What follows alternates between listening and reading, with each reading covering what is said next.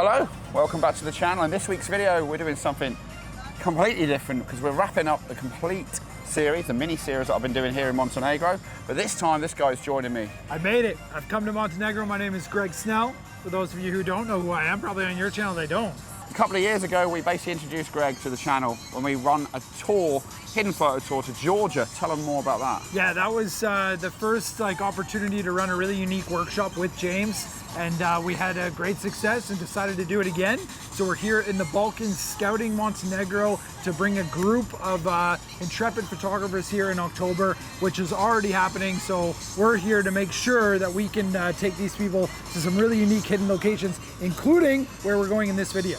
And that is, we're gonna cross here now. We're literally starting on one side of the bay. This is Kotor Bay. We're crossing. Once we dock the other side, we're basically gonna park up. We're gonna hike up a hill. Probably going to take 20-25 minutes. It's a hot day, a lot hotter than it's been during my time here. It's beautiful here. When we get to the top, we're going to basically be photographing a ruin of a church for sunset to finish the video, and hopefully we're going to find the key holder. We're going to get inside the church and photograph this, a little hidden spot on the top of a former abandoned town. I've already been up once before. It's my second visit, but first time with you guys. So let's go. Let's go.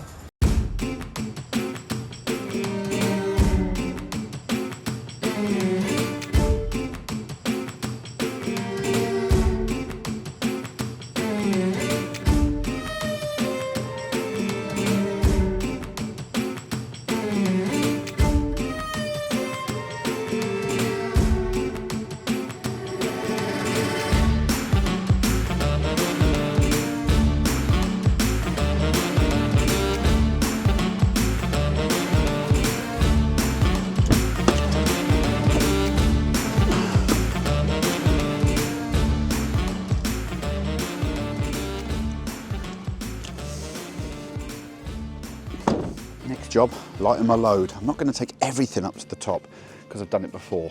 The thing is, if we get in the church, of course, I'm going to want my architecture photography equipment, which makes the bag a lot heavier. But let's sort it out and we'll get up.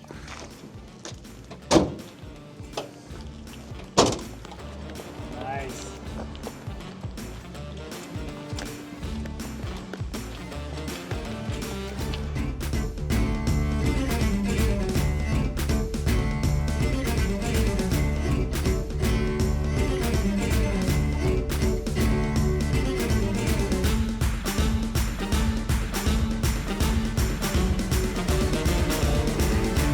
We bumped into some people on the trail and they have just informed us that the guy is there today. We might have to convince him with some money, but to be honest with you, in this situation, what tends to happen is that they know that we're interested in architecture and we want a photograph, and they tend to be in a better mood than a general tourist who just wants to put their camera in, take some selfies and leave.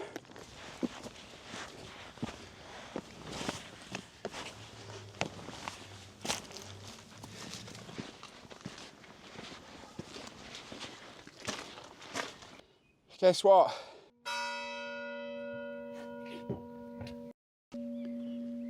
That's the symbol to say we made it.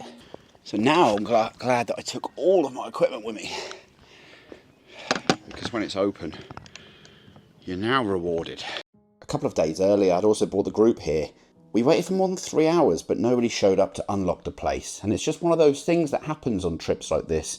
You make the effort, you wait it out, and sometimes it just doesn't happen. Hence, scouting.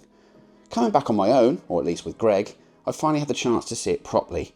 Sitting high above the bay of Kotor, the 16th century stone-built church is surrounded by chestnut trees and overlooks the water.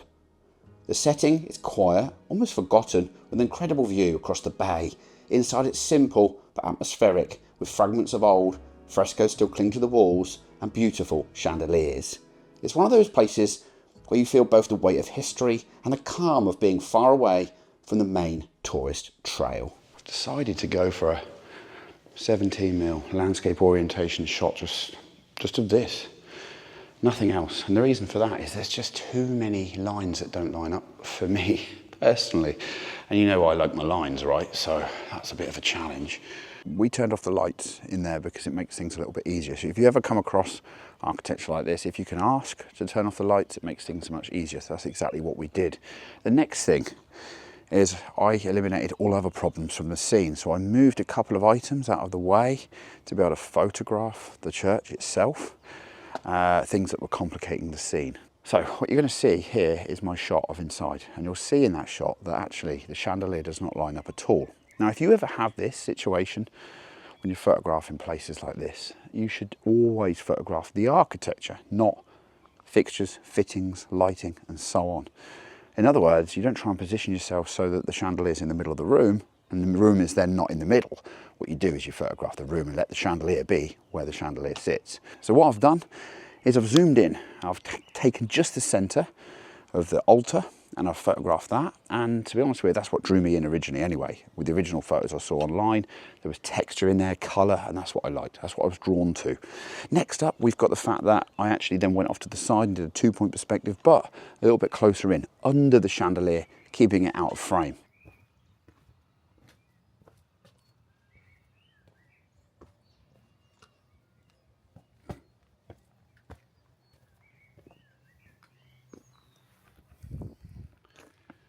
How long have you lived here? I born here. You're born here? Hey. Ah, amazing. I born here. Yeah. Ah, this is a beautiful place to live. Ronaldo. Good guy, speaks a bit of English actually, so it's not too bad at all. We've showed him what we've been doing and what we've been up to, and actually the idea here is now to make the contact. This is how we roll on this channel. This is what I do as a job. This is my life. Just as I was doing B-roll in the place to put in this video, I actually realised that there's a really nice shoot position over on the left-hand side. So I've gone back outside to select my 24mm lens, and now we've got a perfect composition. It's a 2-point perspective, but that is exactly the kind of thing that I'm looking for. I want to showcase all of the architecture in one frame, but the straight-on shot is a difficult, awkward composition. The settings, the photography isn't the hard bit. Composition, tripod position, and getting access, well, that's the hard bit. And in this particular location, it was getting inside too. This composition is giving me everything I wanted. 2-point perspective, shooting into the altar, chandeliers are in the shot, 24mm. Okay, I'll put that result on the screen. Other than that, I think I've done my photography.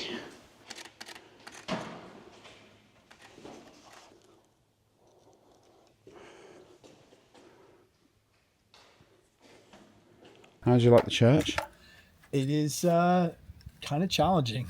Yeah. I'm glad the door's open, first of all. That's awesome that we can actually get inside. Yeah. But from a amateur architecture photographer's perspective, like everything is wonky, man. It doesn't seem very straight. So how did you go about it? Well, I still took the straight shot, and I'm just going to hope I can correct it in post. I kind of changed my angle a little bit, I think similar to what you did. Yeah. But I kind of twisted it more towards the wall. Yeah. And focused on like the frescoes and the paint. And the chandelier was kind of up in the corner just to try and balance it out to get straighter lines. I also don't have a tilt shift. I've got a super wide angle. I've got a 12-24 from Sony, which is fantastic. I mean, I love the extra width at 12 mil. What focal length did you use in 12. there? You used it fully wide? Yeah, absolutely. And then trying to get it, I actually extended my center column here to get it pretty high, like 6 foot, probably 6 or 6'7", to try and get straighter lines and everything kind of in the middle, which was kind of difficult as well. So not that easy of a spot. But listen, this is complaining at a high level because we're the only ones here. It's like a 450-year-old structure. It was built in 1553. We met the guy who got us in, and it's like perfect weather. So this morning we went to last week's video for me. What did you think of the ruined monastery from last week? Stunning, mate. Yeah. Stunning. That place is... You can check that out in the link just there. Is it going to be on that side? Probably this side. YouTube things, guys. YouTube things. Yeah. Yeah, it was awesome. That was a great like spot. Yeah, that place was really cool. At this location, do you know what's better than inside of there? It's the drone.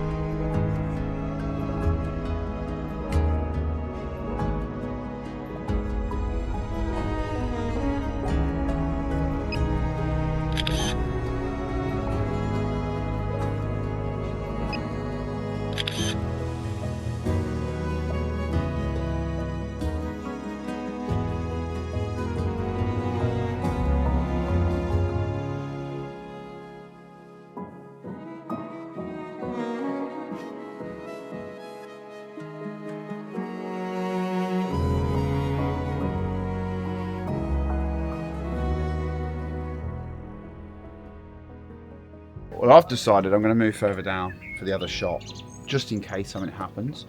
I've taken kind of what I'd call a travel snap at the top and kind of given up on it. The clouds, it's hard to know. There's a little bit of light at the back there. I want to get the other shot, and I want to show you guys the other shot. So we're going to move.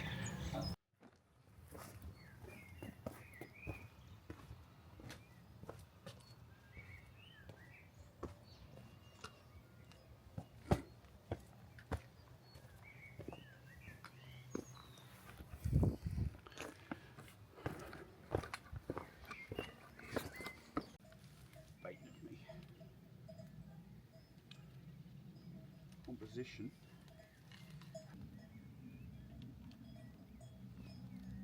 So the other day I was on the left hand side of the building. Coming to the right, it opens up the shot towards Parast. We're getting some colour in the sky, but it's not 100% yet. I think it's going to look pretty good.